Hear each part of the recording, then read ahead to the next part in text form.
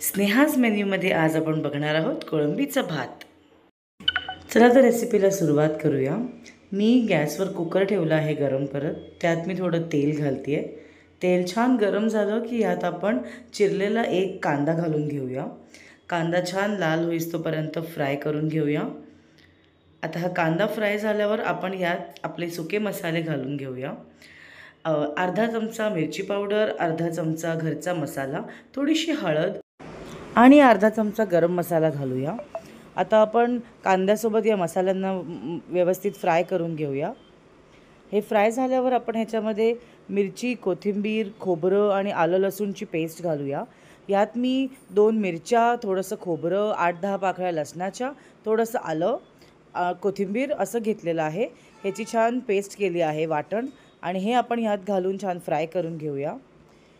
हे फ्राय झाल्यावर आपण ह्याच्यामध्ये ज्या धुतलेल्या कोळंब्या घेतल्या आहेत, साधारण 8 ते 10 कोळंब्या असतील, त्या आपण यात घालूया।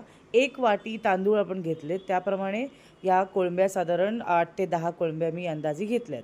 तर ह्या कोळंब्या आपण छान फ्राय करून घेऊया। ह्या मी सोलून ह्याची सालं वगैरे काढून आपण ह्याच्यामध्ये घालतो। कालवणात कधीकधी आपण विदाऊट सोलता पण घालतो, पण कोळंबीच्या भातासाठी आपण सोलूनच घालायच्या। आणि ह्याच्यामध्ये जे 1 वाटी तांदूळ मी धुवून घेतले ते आपण यात घालूया आणि एकजीव होईस्तोपर्यंत छान हे मिक्स करून घेऊया। आता मी यात मीठ घालून घेते अंदाजे, आणि मी वाटणाचं जे पाणी होतं ते यात घालते। आणि थोडंसं मला अजून पाणी लागेल, कारण भात शिजायला थोडं पाणी लागेल। आम्हाला थोडंसं मऊसर भात आवडतो, म्हणून आम्ही थोडं जास्ती पाणी घालते। पण जर तुम्हाला असं थोडं फडफडीत भात आवडत असेल तर तुम्ही थोडंसं कमी पाणी घातलं तरी पण होऊन जाईल।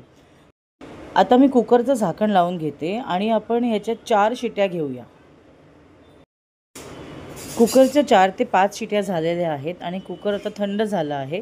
आपण ओपन करूया। हा बघा, आपला कोळंबी भात तयार आहे। मस्त छान झालेला आहे। नक्की ट्राय करून बघा तुम्ही ही रेसिपी, आणि रेसिपी आवडल्यास व्हिडिओला लाईक करा, शेअर करा, कमेंट करा। स्नेहाज मेनू चॅनलला सबस्क्राईब करा। Thank you so much.